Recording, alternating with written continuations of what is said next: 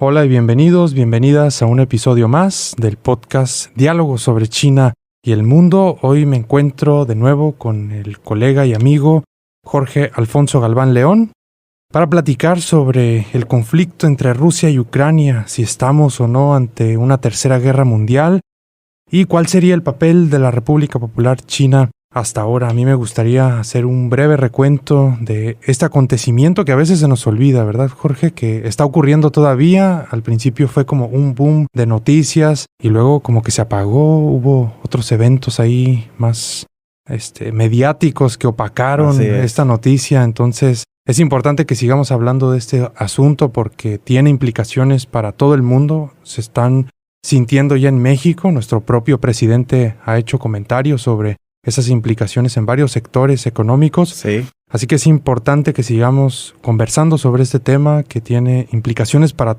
todos los territorios a nivel mundial. Y bueno, para hacer un breve recuento, yo quisiera solamente recordar que este episodio bélico inició el 24 de febrero de 2022, pero tiene un antecedente todavía más profundo, ¿verdad? Sí. Desde iniciada la década de 2000, comenzaron una serie de tensiones entre Rusia y Ucrania, pero este episodio específicamente bélico, ya esa invasión, como han llamado algunos, aunque este concepto parece que está ahí a debate, dependiendo a quién le preguntes, inicia el 24 de febrero de 2022, entonces es el mayor ataque militar convencional en el suelo europeo desde la guerra de Yugoslavia, y está generando enormes cantidades de víctimas, de desplazados también a nivel internacional que son visibles aquí en territorio de Baja California, de Tijuana al menos, ¿verdad? Podemos ver ya algunos de estos desplazados, refugiados ucranianos y rusos también que están saliendo de ambas naciones. Así de sus territorios. Entonces, pues llevamos ya más de 110 días de conflicto entre Rusia y Ucrania. Y pues debemos de hacer un recuento de hechos y daños, ¿no? Aquí tú has puesto algunas anotaciones, Jorge, para comentar sobre, para empezar, la cifra de heridos, que está a debate, ¿verdad? Depende a quién le preguntes, te van a decir, pues, cuántos han sido, de qué lado. ¿Qué nos puedes decir de ese aspecto, Jorge? Sí, aquí, Andrei, lamentablemente, pues la información dista de ser uniforme en el sentido de los datos, ¿no?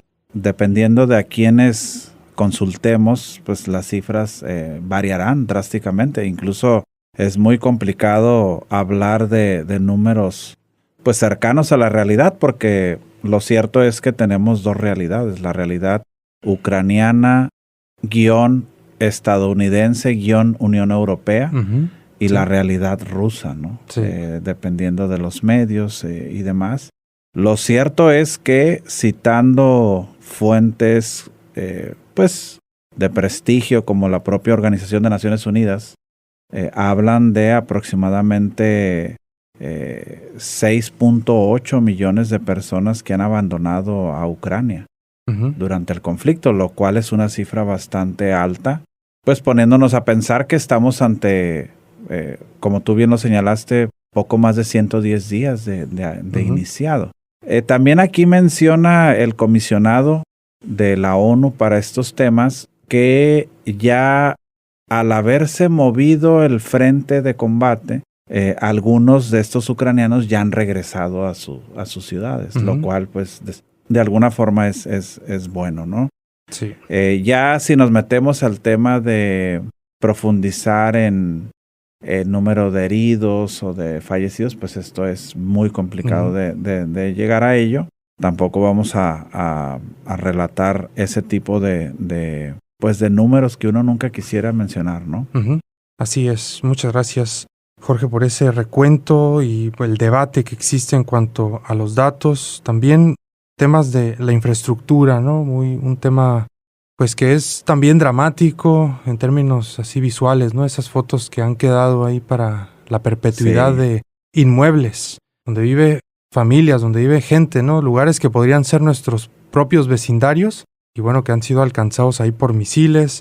Y son, pues sí, imágenes bastante duras que nos tienen que poner a reflexionar, ¿verdad? Entonces, pues sí, se ve también esos daños. Y hay un concepto también que comentábamos poquito fuera del aire, que es la primera guerra híbrida con alcances mundiales, ¿verdad? ¿Qué nos puedes comentar sobre este concepto de guerra híbrida? ¿A qué se refiere? Fíjate que es un concepto bien interesante, Andrei, que cuando ya lo desmenuzamos nos damos cuenta que aplica en muchos escenarios, que en ocasiones no nos damos cuenta. Yo la primera ocasión que lo escuché fue con motivo de acontecimientos que están ocurriendo en México a raíz de la llegada al poder de Andrés Manuel López Obrador. Uh-huh.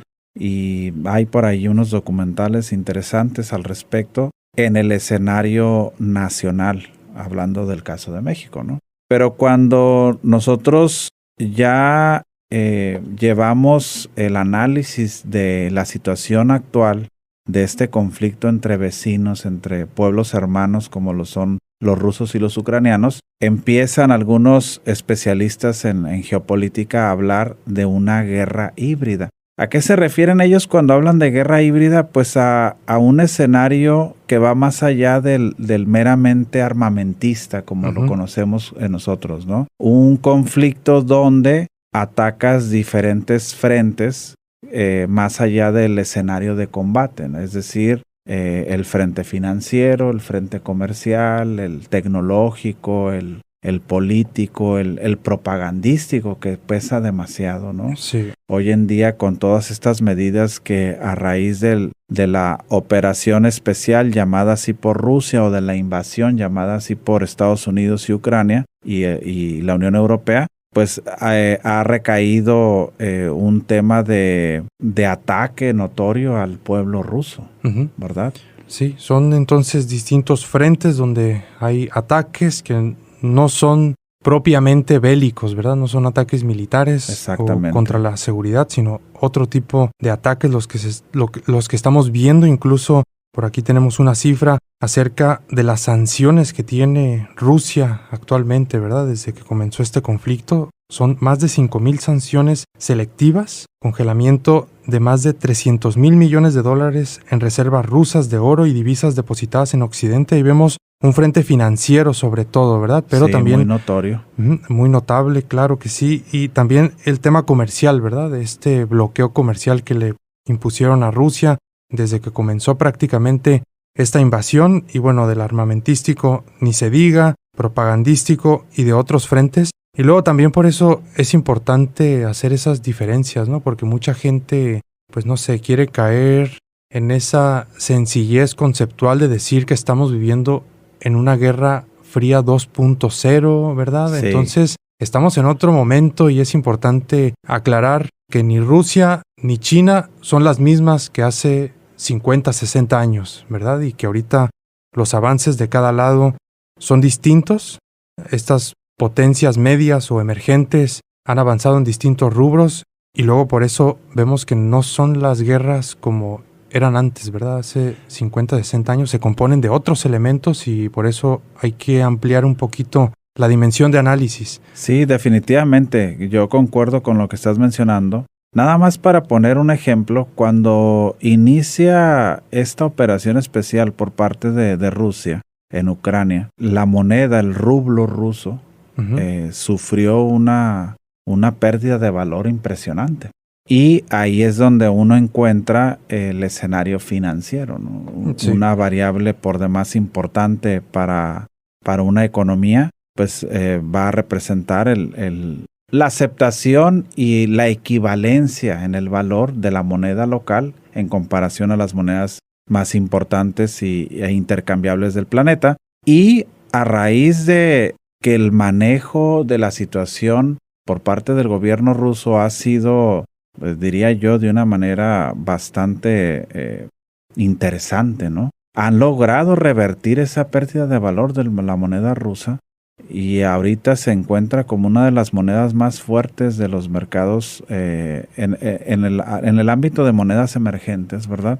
En los mercados financieros internacionales, ¿no? Aquí nos vamos a dar cuenta, Andrei, que pues los golpes con estas más de 5,000 sanciones selectivas van en distintos frentes, ¿no? Incluso imaginemos que esas reservas pues ya no puedes disponer de ellas porque se encontraban curiosamente depositadas en bancos occidentales, que son los primeros que reaccionan en contra del gobierno ruso. Sí, definitivamente. Pues sí, son golpes directos sobre todo a estos grandes ricos millonarios rusos, ¿verdad? Que tienen su dinero puesto en otros bancos de fuera de Rusia. Pareciera los que más se han afectado por esto. Sin embargo, también hay otros efectos de todo este conflicto. A estos poco más de 100 días que llevamos de conflicto en diferentes frentes, como es la inflación, ¿verdad? Aquí tenemos el dato que en abril alcanzó 17.8% la inflación en Rusia. Entonces es un efecto ahí que esto ya es un aumento, como decíamos en uno de los episodios pasados,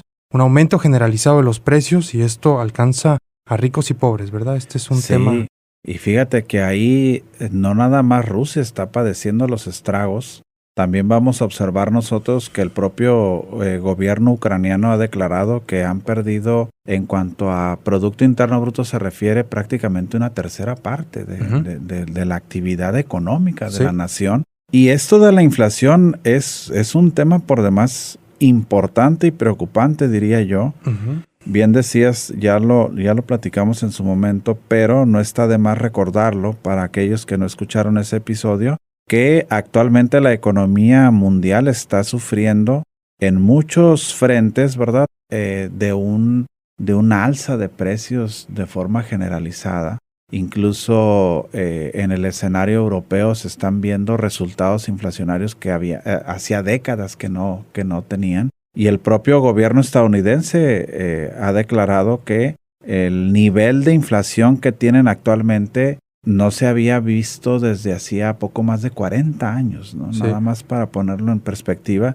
Lamentablemente en México estamos acostumbrados a ello, ¿verdad? Hemos vivido históricamente, sobre todo de los 70s para acá, pues problemas inflacionarios recurrentes, pero no deja de ser una situación negativa que afecta sobre todo a las personas que menos tienen, ¿no? Así es, sí, pues son temas que nos van a impactar a todos y todas, y bueno, tenemos que estar preparados, ¿verdad? Financieramente, cuidar ese dinero. ¿Cuál es la recomendación? Yo sé que no es un podcast de finanzas, Jorge, pero ¿qué recomendación ante este escenario tan complicado hay que hacer con nuestras finanzas personales? ¿Hay que ahorrar? ¿Hay que gastar? ¿Qué es lo que hay que hacer? Ahorita de entrada, Andrei, los principales bancos centrales del mundo, encabezados por la Reserva Federal en Estados Unidos, han tomado la medida de seguir aumentando las tasas de interés. Incluso la declaratoria por parte de la Reserva Federal hace apenas unos días fue de aumentar en 0.75% la tasa, lo cual llamó mucho la atención, incluso sorprendió a los propios mercados. No esperaban un aumento de esa magnitud. Y eso ¿a qué nos lleva? Pues a que la señal es que la banca comercial va a aumentar el costo del dinero prestado. Entonces aquí una recomendación inmediata es pues ser cautelosos en cuanto a las deudas se refiere. Créditos, todo esto. Sí, mejor. Porque la gran mayoría de ellos se otorgan con tasas variables, ¿no? Y las tasas variables se van a modificar en relación al aumento o disminución de las tasas líderes, que son las que los bancos centrales manejan. Y además nosotros aquí en el escenario mexicano debemos de ser muy cautelosos de los endeudamientos en dólares o de los compromisos que tengamos en dólares. ¿Por qué? Porque ya lo vimos la semana pasada, ¿no? Cómo los malos resultados en las bolsas de Estados Unidos afectaron el valor del peso frente al dólar. Y si está, bueno, por lo menos yo que transito por varios lugares de la ciudad, me doy cuenta en los centros cambiarios cómo de un día para otro puede variar considerablemente el valor del dólar, ¿no? Muy bien. Bueno, gracias por esas recomendaciones. Jorge, bueno, más allá de platicar estos temas que a veces parecen abstractos, lejanos a nosotros, vean cómo hay implicaciones directas, ¿verdad? De todo esto, sí. Estas decisiones que están tomando los bancos centrales que después se trasladan a los bancos comerciales donde nosotros adquirimos créditos y luego aquí en Baja California, en Tijuana, es muy común que la gente esté pagando sus rentas en dólares y todo esto pues tiene implicaciones, ¿verdad? Sí. Estos efectos se suman a otros, Jorge, como la crisis alimentaria que se está provocando desde Ucrania, desde Rusia. ¿Qué puedes comentar sobre este aspecto de la crisis alimentaria? ¿Cómo afecta, cómo beneficia a México este contexto? Cuando nosotros observamos el mapa geográfico de esta región de lo que sería la parte oeste de Rusia y Ucrania, vamos a encontrar un gran bastión de actividad agrícola, ¿verdad? Y una fortaleza importante de estas economías, pues es la producción de granos, de fertilizantes. Escuchaba yo recientemente que Rusia es uno, si no es que el primero, por lo menos está dentro de los 3 principales países fabricantes y exportadores de fertilizantes en el planeta. Ucrania está también como un productor importante de granos, lo que representa que al estar inmersos en este conflicto, al encontrar mucha de su infraestructura pues bloqueada y esas rutas de movimiento de los granos a través de los mares, sobre todo en el caso de Ucrania, pues ya no estar operando de una manera adecuada, rompes la cadena de suministro alimentario de ese tipo de granos en particular y afectas y descompones al mundo. En algunas naciones están padeciendo de forma más fuerte los estragos, sobre todo en el caso africano, un continente ya de por sí castigado por una serie de hambrunas o, lamentablemente, hay que decirlo así, en general una hambruna permanente, ¿no? Esto es algo bastante lamentable, sobre todo que ocurra en pleno siglo XXI, pero es la realidad de nuestro planeta. Y esto ha llevado, Andrei, a que los precios de muchos de los alimentos cotidianos, como un cereal, por ejemplo, ¿no? Que uno consume para desayunar o para cenar en casa, aumenten de forma drástica de precio. Y en términos generales se hable de una crisis alimentaria.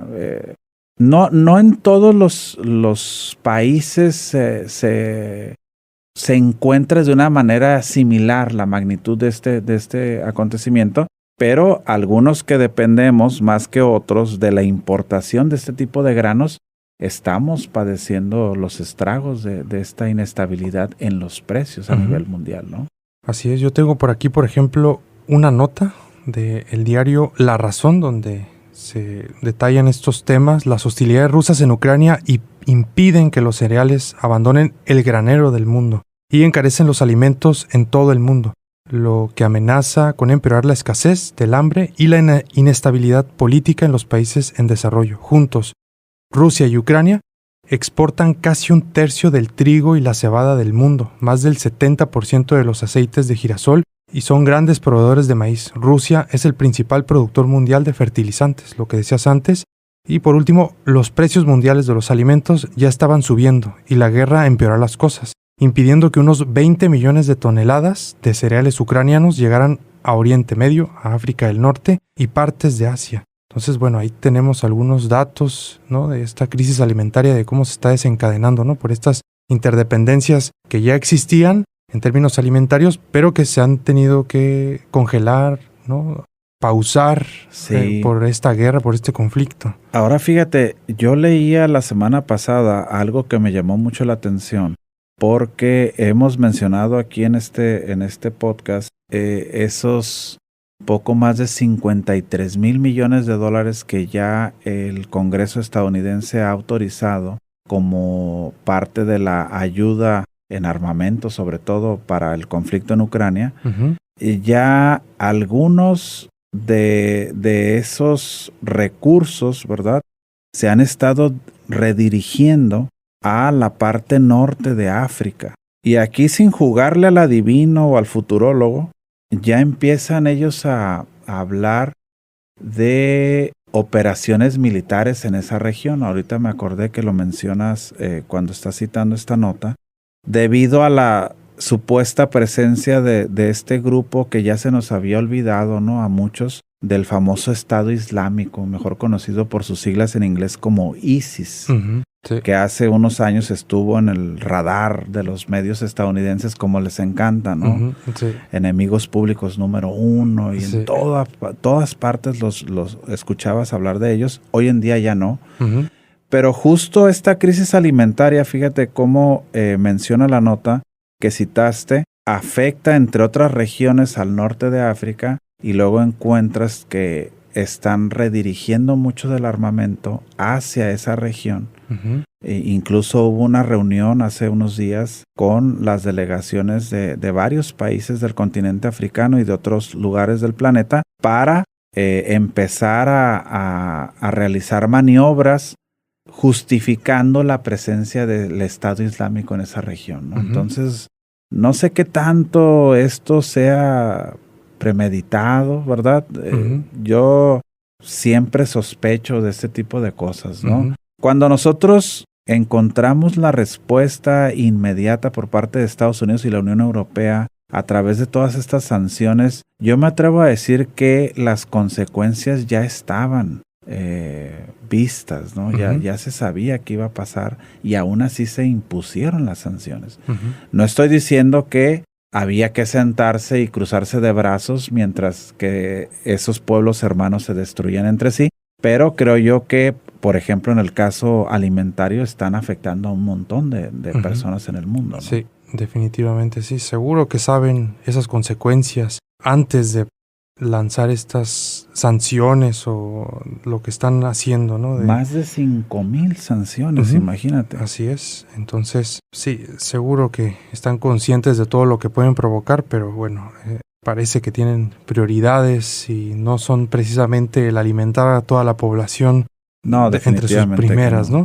Y bueno, más allá de esto que hemos platicado, ¿no? De estos efectos en términos inflacionarios, en términos alimentarios, también hay una crisis energética. Sabemos que gran parte de Europa se abastece de recursos naturales de Rusia, ¿verdad? Y que también tenían su paso por este territorio de Ucrania. Entonces, ¿qué podemos comentar acerca de esta crisis energética, del petróleo, del gas natural también, un bien muy valioso que tiene Rusia principalmente? Sí. ¿Qué podemos comentar sobre eso, Jorge? Sí, hay que recordar que Rusia es uno de los proveedores más importantes para Europa Occidental de gas natural. Incluso ese megaproyecto del Nord Stream 2, ¿verdad?, que conectaba a Rusia con Alemania con un gasoducto que va por debajo del mar, pues se echó por la borda, dejó es más, no logró iniciar operaciones cuando ya todo estaba puesto ahí en el escenario para empezar a utilizarlo. Alemania históricamente siempre ha sido un cliente en gas natural de Rusia, y estas sanciones de las que ya hemos hablado, poco más de 5,000, pues han repercutido en la comercialización de energéticos por parte de Rusia hacia Europa Occidental. Háblese de gas natural en primer término y de petróleo en el segundo plano. Lo que ha provocado que los precios de todo lo que deriva de gas natural y de petróleo pues hayan aumentado considerablemente, y no nos tenemos que ir tan lejos para encontrar que aquí con nuestros vecinos del sur de California estén pagando las consecuencias de ello, ¿no? En Europa se ha dado algo bastante notorio. Incluso se habla que en Inglaterra, en Inglaterra y en Estados Unidos, el precio promedio del barril ha aumentado entre un 20 y un 25% nada más. Y esto da como resultado pues que la inflación se salga de control, ¿verdad? Sí. Por el petróleo y sus derivados, ¿no? Sí. Son entonces muchos ingredientes que no pintan bien, ¿verdad? Hacia el corto, mediano plazo se prevé un futuro complicado, ¿verdad? Sí, definitivamente que sí. Y más allá de estos efectos, consecuencias que a poco más de 100 días ya podemos comentar aquí en esta mesa de diálogo, otra parte que es también muy notable es este binomio de China y Rusia versus, ¿verdad?, la Unión Europea y el mundo anglo, ¿verdad? Cada vez se ve más esta división. esto que comentaba antes, ¿no? De esto que dicen muchos analistas de que estamos ante el segundo evento de la Guerra Fría, ¿no? Una Guerra Fría 2.0, pues tiene que ser muy bien conceptualizado, ¿no? Porque quizás podríamos estar ante otra cosa distinta, ¿no? China no es la misma, como decía antes, de hace 40, 50 años, es una potencia emergente, es la segunda economía del mundo y parece que está aliada, aunque un poquito ambiguamente, ¿no? Con Rusia, estratégicamente, ¿no? Los analistas de China que a veces sigo hablan de una ambigüedad estratégica que utiliza China para manejar su política exterior y parece que la está ejecutando a la perfección con Rusia y en todo este evento, ¿no? Apoyando en algunos rubros, en otros no tanto, ¿verdad? Dando espaldarazos, pero al mismo tiempo jugando en otros foros donde está el mundo anglo.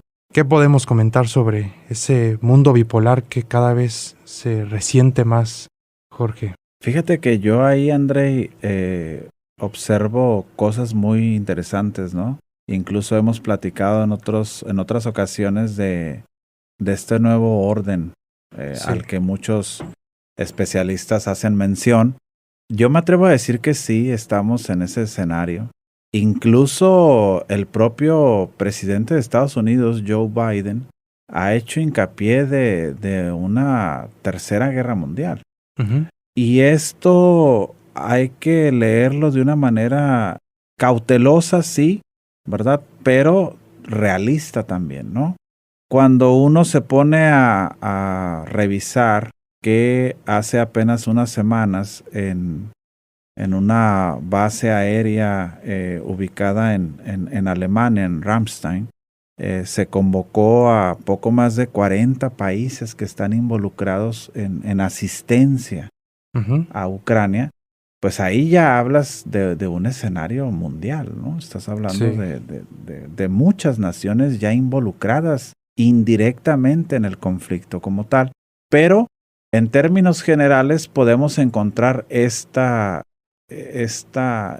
choque ideológico de posturas un tanto encontradas. Por un lado, encabezado por este nuevo G2 de China y de Rusia, ¿verdad? Del que ya hemos platicado y seguramente lo haremos en el futuro. Y por otro lado, a los intereses estadounidenses de la anglósfera como tal y de potencias que se les unen, ¿no? Ya lo vimos el caso de Japón, por ejemplo, que hacen de su ubicación una situación de juego hacia la parte occidental, ¿verdad? Yo, de igual manera que tú, observo muchas diferencias en cuanto a lo que fue la primera Guerra Fría, si le podemos llamar así, y esta Guerra Fría 2.0 a la que ahorita algunos hacen mención. La situación es totalmente distinta. Tanto Rusia como China son muy diferentes, mucho más fuertes hoy en día en muchos sentidos.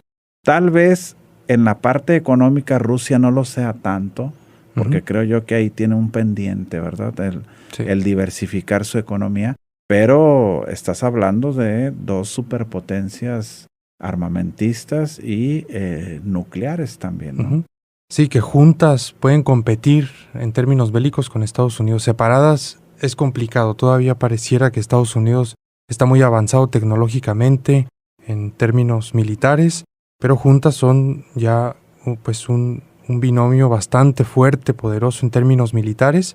A mí me gustaría comentar aquí un apunte de lo que comentas acerca de esta ideología, ¿no? Que cada una de las partes tiene en estos grupos de países que se están dividiendo en el mundo, porque a mí me parece que todavía el discurso de derechos humanos, de valores, democracia que se promueve desde Estados Unidos, Occidente, es más aceptado que lo que están promoviendo tanto China y Rusia, ¿verdad? Yo siento que todavía ese discurso, esa narrativa, pues impacta más o, no sé, se asimila mejor por otros territorios a nivel mundial que lo que están promoviendo pues Rusia y China, ¿verdad? Porque bueno, ellos dicen que los estadounidenses o el mundo anglo pues han como utilizado de manera indiscriminada el concepto de democracia, ¿no? Y ellos quieren proponer su propia idea de democracia. Y sus propios valores, ¿no? Así es, los valores, todo esto, ¿no? Que trae consigo esta forma de organizarse socialmente. Pero bueno, luego nos enteramos de cosas, tanto en China como en Rusia, ¿no? Que suceden, de cosas que se reprimen en esos territorios. Entonces es como de qué democracia me hablas. Por lo tanto, en ese aspecto creo que todavía el mundo anglo, con su idea de democracia, valores, etcétera, todavía sigue teniendo una fortaleza en términos de países, ¿no? que venden esta narrativa.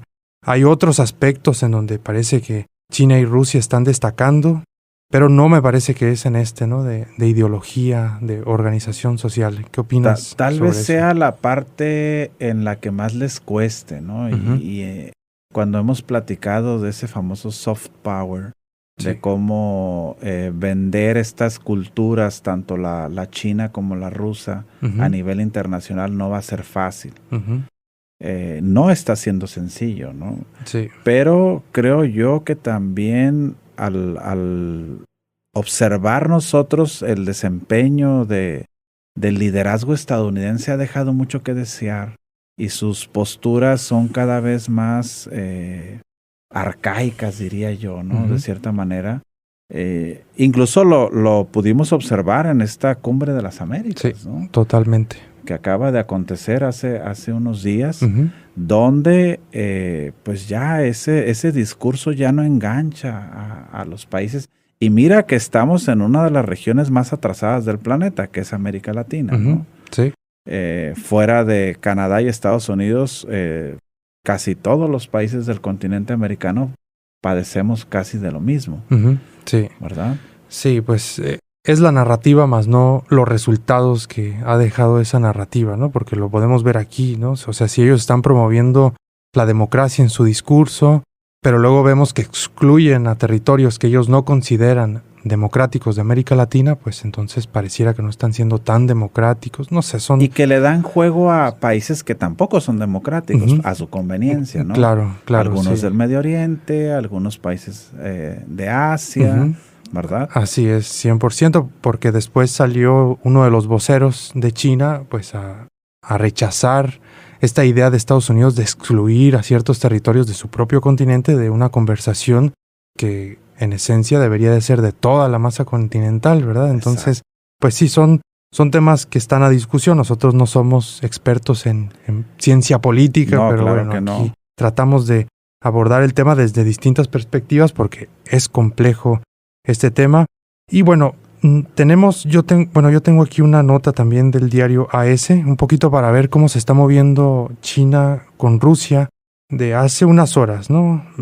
En 20 de junio, que es cuando estamos grabando este episodio, dice: ayuda clave de China a Rusia con el petróleo. El gigante asiático compró 8,41 millones de toneladas de petróleo a Rusia en este 2022 y se convierte en el principal proveedor de crudo ruso, ¿no? Entonces, si bien China no hemos visto que China ha apoyado militarmente con sus fuerzas armadas a Rusia para que se acerquen ahí al territorio que están invadiendo, pues sí tiene ese respaldo económico, al menos de no imponer sanciones y bueno, ahí apoyarlo comprándole el petróleo.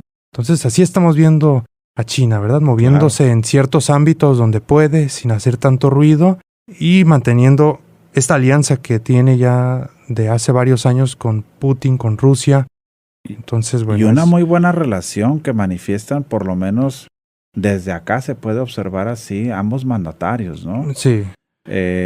Incluso este puente que se acaba de inaugurar entre los dos países, uh-huh, un puente literal, una obra física, ¿verdad? Para comunicar regiones tanto de Rusia como de China y facilitar la comercialización, ¿verdad? Uh-huh. Entre ambos países. Esta proveeduría de petróleo, que si la sumamos con lo que la India también está haciendo, digo, también la India aquí es un gigante, diría yo, un poco adormecido, pero no deja de ser un gigante, uh-huh, y una economía fuerte en el mundo. También mantiene esta postura de decir, bueno, nosotros tenemos una excelente relación con el gobierno ruso y no vamos a caer en estos discursos de sanciones que Estados Unidos le quiere imponer a muchos países, ¿no? Incluso poniendo en riesgo la participación, diría yo, de la India en el famoso Quad, ¿no? Este bloque del Indo-Pacífico que Estados Unidos ha promovido. Entonces sí, definitivamente yo creo que la relación China y Rusia es muy interesante, muy, muy interesante. Tenías un dato que había visto en alguna de tus presentaciones anteriores, ¿no? Del número de reuniones que habían tenido en los últimos años el líder chino y el ruso, más de 30 reuniones, ¿no? Que no es un dato menor.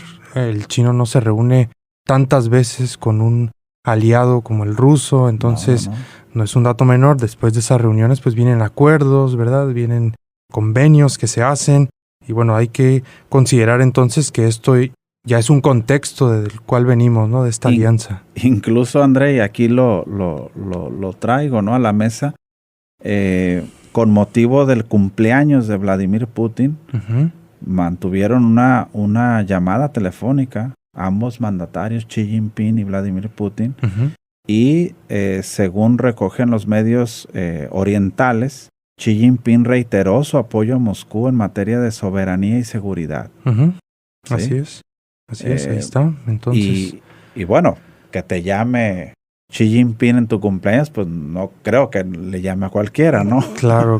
Entonces, pues sí, a sus aliados, a sus amigos, ¿verdad? Es a quien va a llamarles personalmente para felicitarlos, a pesar de que su agenda definitivamente debe ser bastante ocupada, que se dé el tiempo y que además mande estos mensajes políticos de respaldo en términos de soberanía y seguridad, pues no es cualquier cosa, ¿verdad? Es un mensaje implícito hacia la propia Rusia, pero además hacia todo el mundo, ¿verdad? De con quién estoy, ¿verdad? En términos reales. Acaban de bautizar su tercer portaaviones y el primero con tecnología 100% china hace apenas unos días, nada más para, pues, seguirle abonando a la fortaleza militar y tecnológica que representa China, ¿no? Entonces, así es. Yo creo que todos estos gestos no se deben de pasar por alto.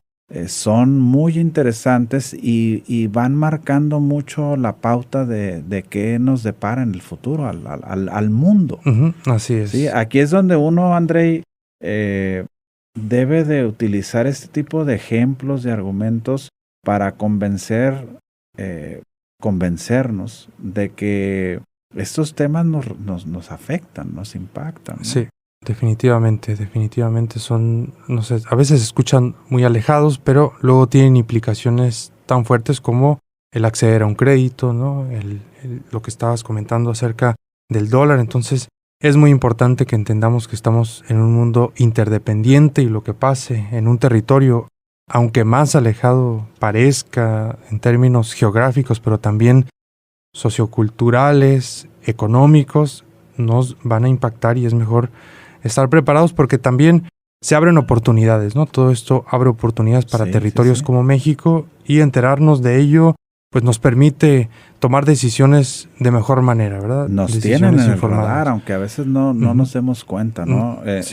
Yo hago mucho hincapié en esta carta que publicó el dirigente de BlackRock, una empresa financiera de las más importantes a nivel mundial, donde, entre otras cosas, pues habla del fin de la globalización como la conocíamos hasta el momento, y donde destaca el rol que va a jugar México en el mundo los próximos años, ¿no? Por toda esta relocalización de la inversión, por los intereses que Estados Unidos debe de procurar mantener lo mejor posible con sus vecinos y sus socios. Estamos hablando que México forma un papel muy importante, o juega, mejor dicho, un papel muy importante en esta relación, ¿no? Totalmente. Es segundo socio comercial de China. Bueno, perdón, China es su segundo socio comercial desde hace casi 2 décadas. Es el primer socio comercial de Estados Unidos, entonces está en este triángulo sin querer queriendo y tenemos que considerar, ¿no? Este balance que se está generando entre estas potencias que, bueno, va a generar oportunidades, pero también riesgos, y para poder tomar una decisión, pues hay que informarnos bien. Y bueno, por eso tratamos de aportar a esta conversación con estos podcasts. Y bueno, estamos en la recta final, a pesar de esta noticia que leí hace un momento de la compra de parte de China del petróleo, de una buena cantidad de petróleo en el contexto de las sanciones. Bueno, China ha hecho un llamado a la paz y a la defensa del orden mundial, al tiempo que se niega a denunciar las acciones de Rusia, ¿verdad? Entonces es esta ambigüedad estratégica la que utiliza China en este contexto. Y bueno, también tenemos aquí otro punto a comentar: la falta de censura de China a las acciones de Rusia en Ucrania ha tensado aún más la relación entre Estados Unidos y China. ¿Quisieras comentar algo en este aspecto, Jorge? Sí, yo creo que aquí vamos a encontrar muchos eventos que han ocurrido recientemente que han elevado las tensiones, aunque haya acercamientos, ¿verdad? Y hace unos días se publicaron unas notas relacionadas a estas mesas de diálogo entre estadounidenses y chinos. Uh-huh. Lo cierto es que de manera general se observa cómo la tensión ha aumentado de forma considerable. Sí. Incluso el propio jefe del Estado Mayor estadounidense, el señor Mark Milley, cito textualmente, menciona que aumenta el potencial de un conflicto internacional significativo entre las grandes potencias. Estamos hablando de una figura por demás importante en Estados Unidos. Uh-huh. Nos enfrentamos en este momento, dice Milley, a dos potencias globales, China y Rusia, cada una con capacidades militares significativas, y ambas tienen la intención de cambiar el orden actual basado en reglas. Esto según la postura estadounidense. Sí. Y reconoce él mismo de los desafíos que enfrenta Estados Unidos en Europa, en Asia, en el Medio Oriente y en África, o sea, prácticamente en todo el mundo. En todo el mundo. Si nos damos cuenta, no citan los desafíos en América Latina porque los da por descontados, uh-huh, tal vez, ¿no?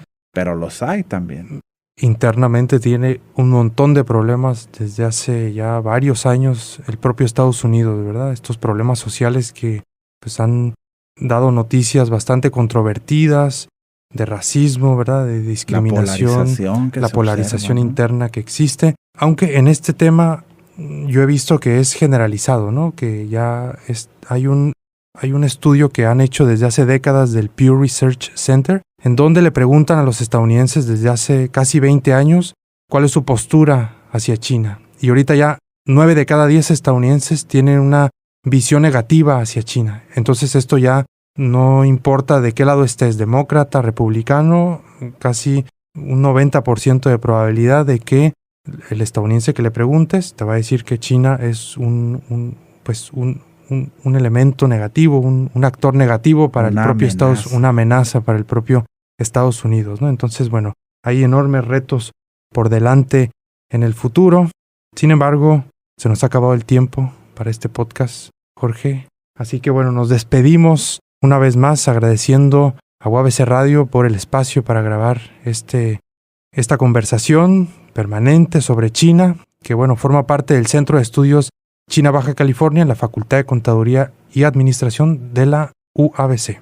Muchas gracias. Gracias, nos vemos.